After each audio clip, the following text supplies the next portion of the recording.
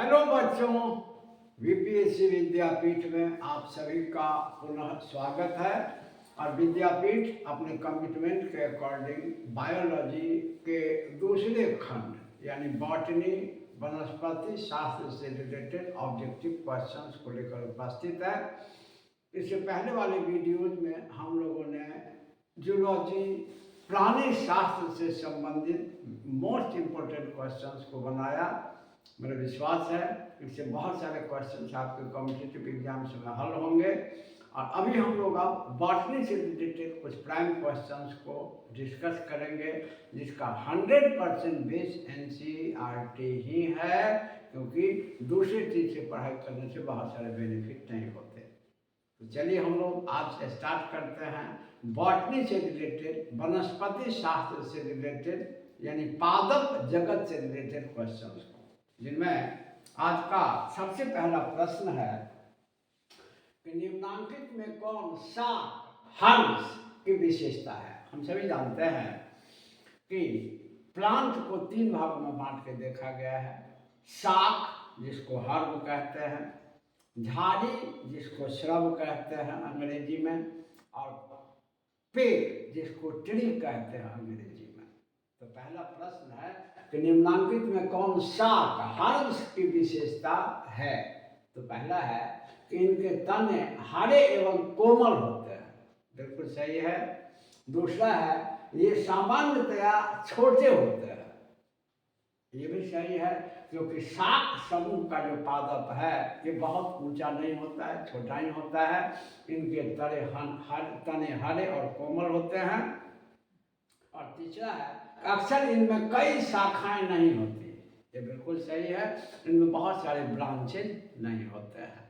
ये तीनों कैरेक्टर और एकदम हूबहू एनसीईआरटी का ही लाइन है, और हूबहू इसी में क्वेश्चन भी आते हैं।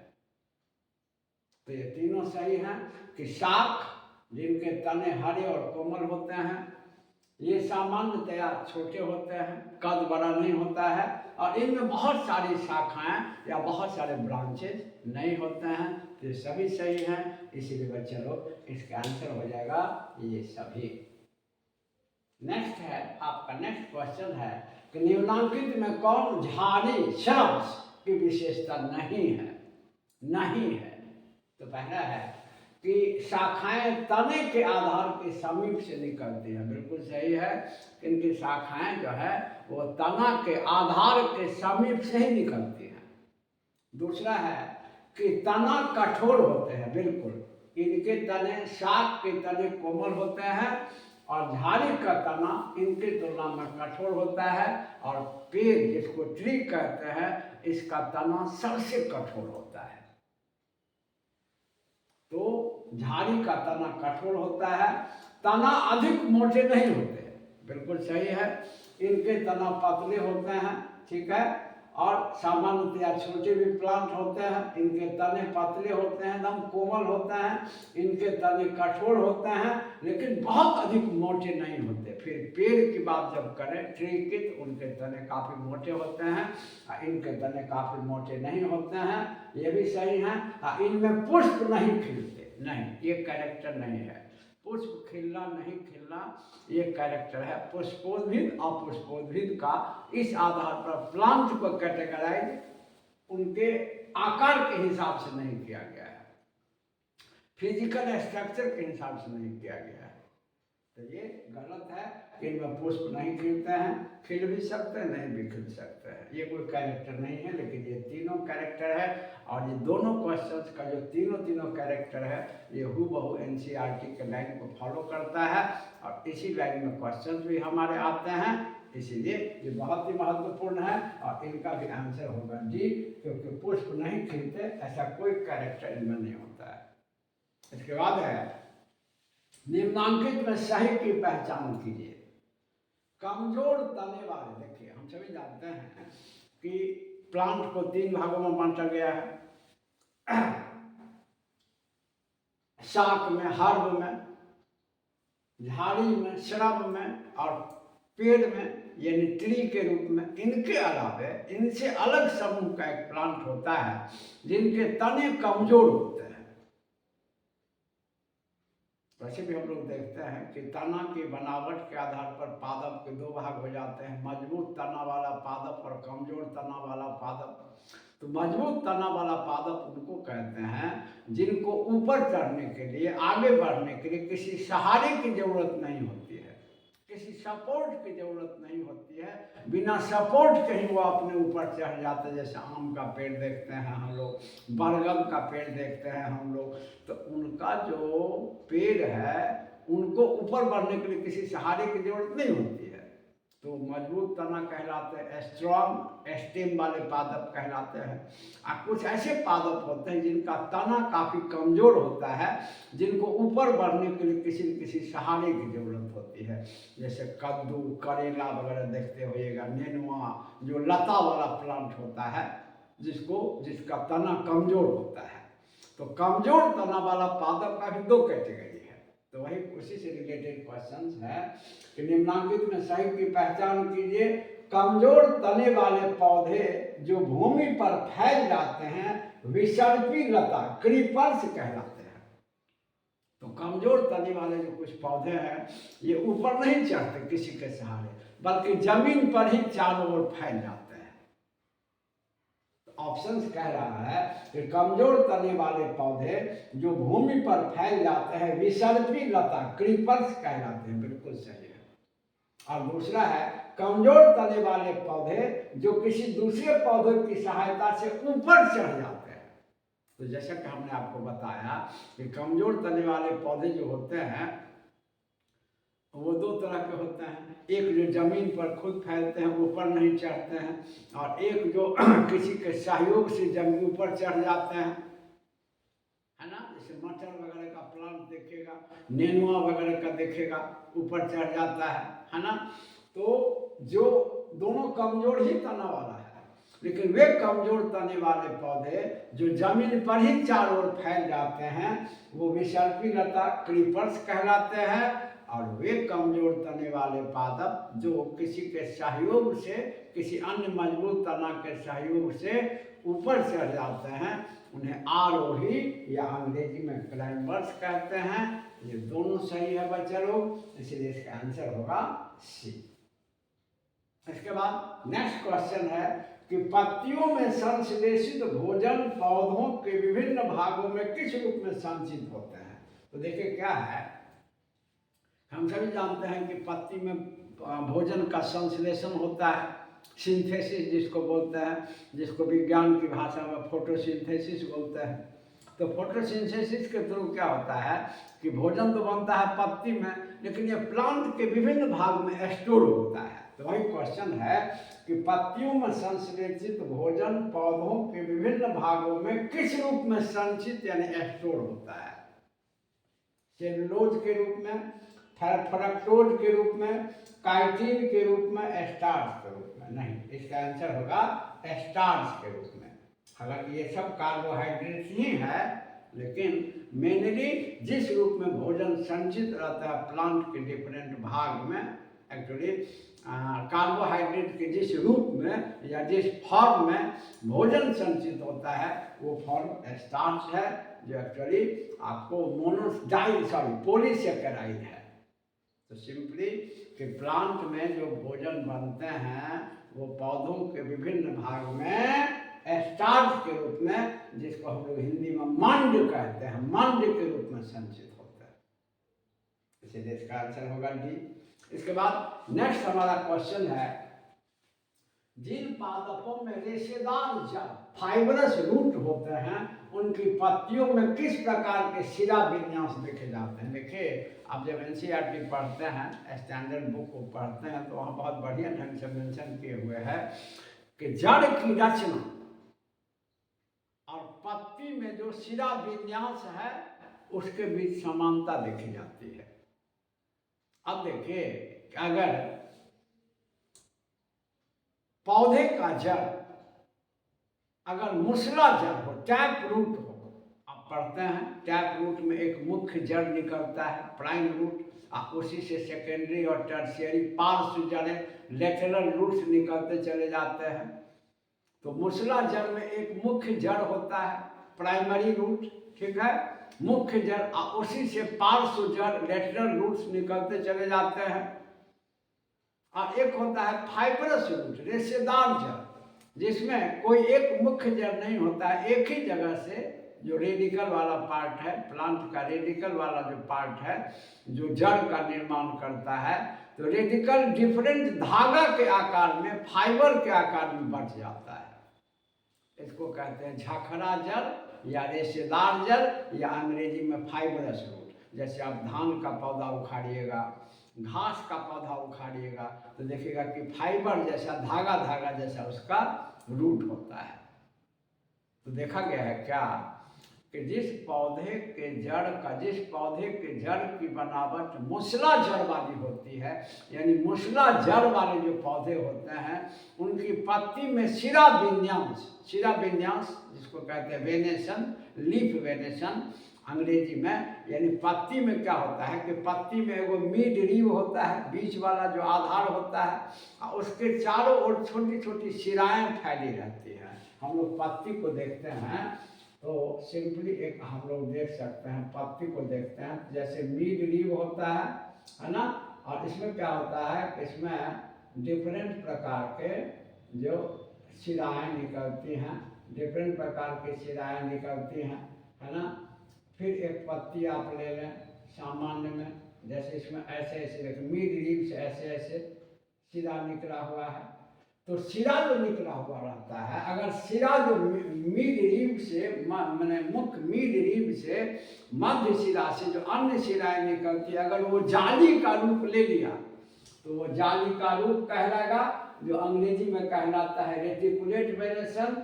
और अगर समांतर निकला, जैसा कि इसमें आप देख रहे हैं कि मिड रीव के समांतर निकला हुआ है, तो समझ जाइए कि यह समांतर शिरा विन्यास है। और ध्यान रखें कि जिन पादपों में मूसला जड़ पाए जाते हैं, वैसे मैंने वीडियो में इसको भी बॉटनी वाला जो पढ़ाया है, साइंस वाला, वहाँ भी आप सर्च करके देख सकते हैं, मैंने इसको बहुत बढ़िया से पढ़ा दिया है। तो जिन पादपों में मूसला जड़, टैप रूट पाए जाते हैं, उनकी पत्तियों में जो शिरा विन्यास होता है वो जालिका रूप में होता है, जालिका रूप में होता है। जिन पादपों के जड़, इसीलिए क्वेश्चन पूछता है कि बिना जड़ को देखे हुए केवल पत्ती को देख करके आप कैसे पहचान सकते हैं इसका जड़ किस रूप का है, मूसला जड़ है कि रेशेदार जड़ है, तो पहचान सकते हैं। अगर पत्ती में शिरा विन्यास, लीफ वेनेशन अगर जालिका रूप में है, रेटिकुलेट है, तो समझ जाइए कि उसका जो जड़ होगा वह टैप रूट होगा, मूसला जड़ होगा।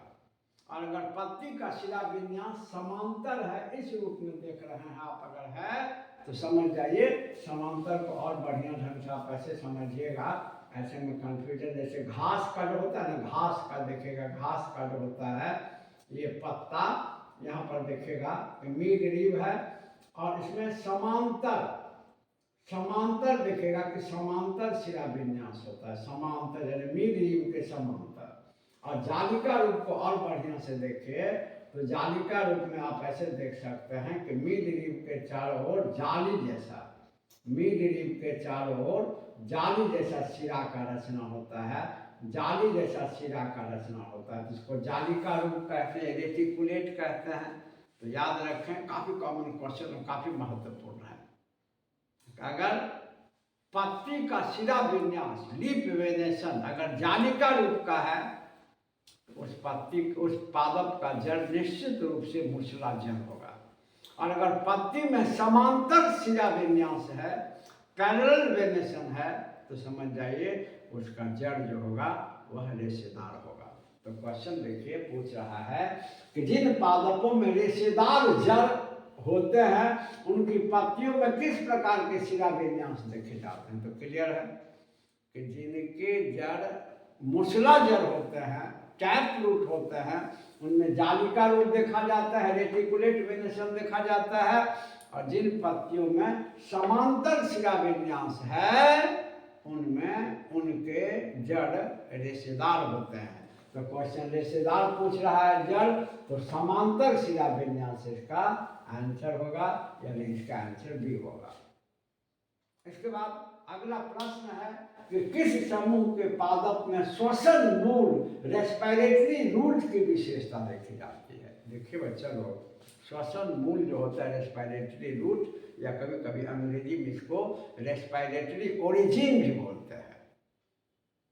तो श्वसन मूल का मतलब होता है जड़ का वह भाग जो स्पेशली श्वसन की क्रिया में सहयोग करे। तो वैसे जड़ का काम बहुत सारा है, ये श्वसन भी करता है, लेकिन मेन काम यह स्थिरक के रूप में होता है, पौधे को जमीन में स्थिर रखता है, पौधे के लिए खनिज लवण और जल का अवशोषण करता है। लेकिन कुछ ऐसे पादप होते हैं जिनकी जड़ जमीन से बाहर हवा में आ जाते हैं, ऑक्सीजन को ट्रैप करने के लिए, ऑक्सीजन को पकड़ने के लिए, यानी मुख्य रूप से श्वसन की क्रिया को संपन्न करने के लिए।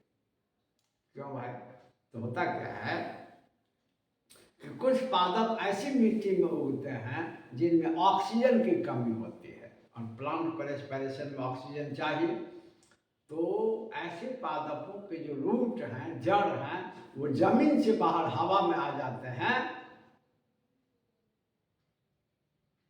ऑक्सीजन को ट्रैप करने के लिए। जड़ की इसी रचना को, या ऐसे ही जड़ को जो जमीन के बाहर हवा में आ जाते हैं श्वसन की क्रिया के लिए, ऑक्सीजन को पकड़ने के लिए, ऐसे जड़ को श्वसन मूल या अंग्रेजी में रेस्पिरेटरी रूट या रेस्पिरेटरी ओरिजिन कहते हैं। और ये विशेषता देखी जाती है जलोद्भिद और लवणोद्भिद दोनों में। जलोद्भिद जिसको अंग्रेजी में हाइड्रोफाइट्स कहते हैं, और जलोद्भिद ऐसे स्थान पर उगने वाले पादप होते हैं जहाँ जल अधिक होता है या दलदली, यानी जलीय या दलदली भाग में, मार्शी एरिया में जो उगने वाला प्लांट है उसको उनको जलोद्भिद कहते हैं।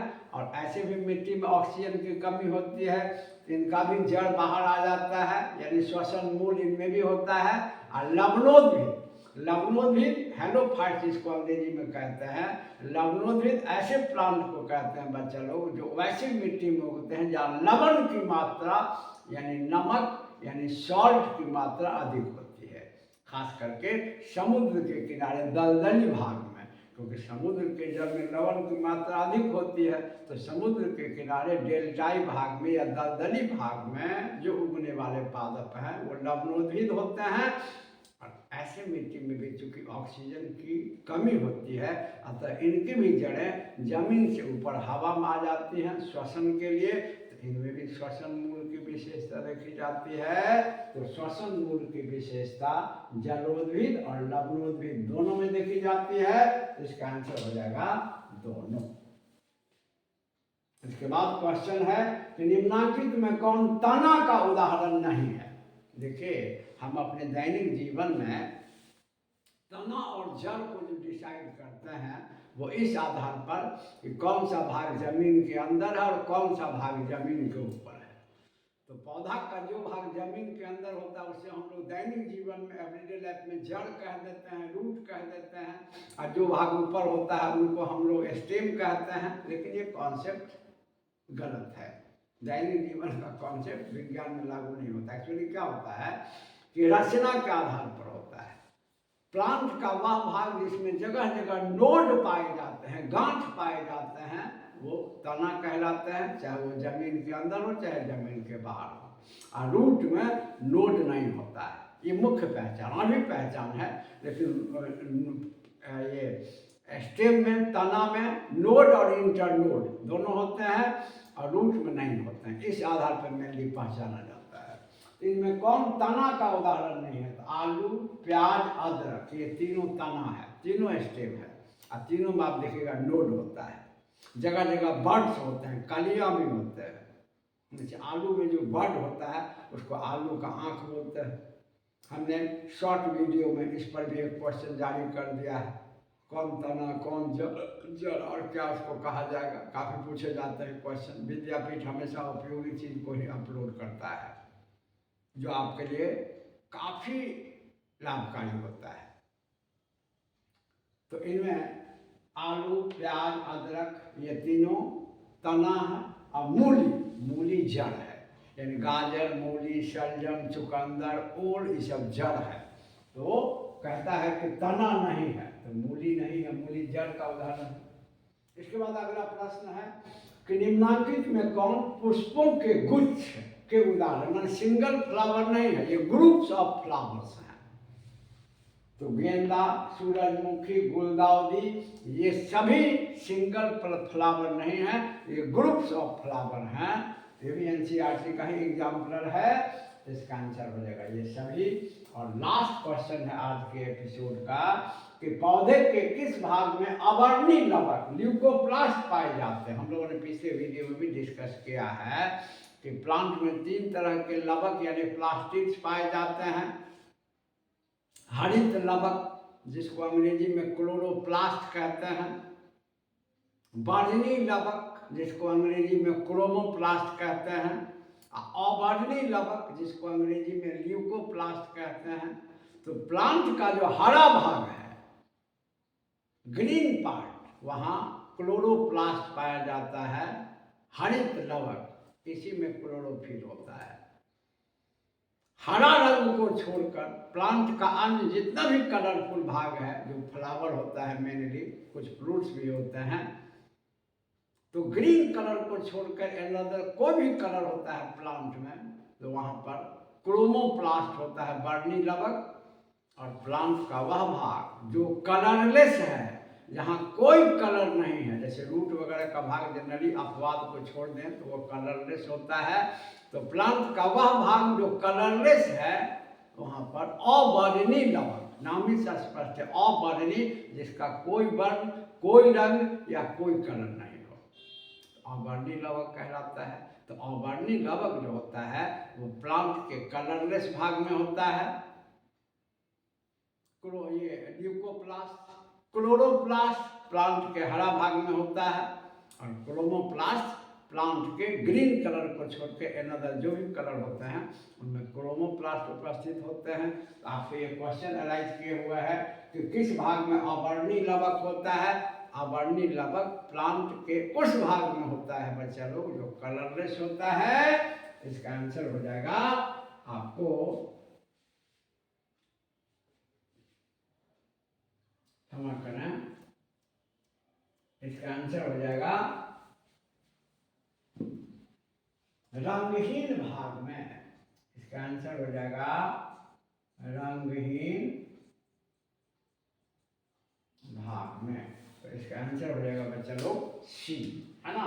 इसीलिए कि हरे भाग में याद हो जाना चाहिए क्लोरोप्लास्ट होगा, रंगीन भाग में क्रोमोप्लास्ट होगा, और जहाँ कोई कलर नहीं है वहाँ ल्यूकोप्लास्ट होगा। तो चलिए, मेरा विश्वास है कि वीडियो आपके लिए लाभकारी साबित हो रहा होगा। जिस उद्देश्य से विद्यापीठ आप सभी के समक्ष वीडियो को लेकर आ रहा है, लगातार और भी इसमें एक आध वीडियो होगा तब जाके ये कंप्लीट होगा, जैसे कि पहले कमिट कर दिया गया था। तो आज बॉटनी से रिलेटेड पहला वीडियो दिया गया है, इसमें बहुत सारे क्वेश्चंस आपके लिए उपयोगी हैं। विश्वास है कि आपके लिए लाभकारी होगा, और अगर आपको लगता है कि लाभकारी है तो चैनल को सब्सक्राइब जरूर करें, वीडियो को लाइक और शेयर जरूर करें, और पुनः विद्यापीठ आप सभी के समक्ष उपस्थित होगा इसी प्रकार की सामग्री को लेकर। तब तक के लिए धन्यवाद।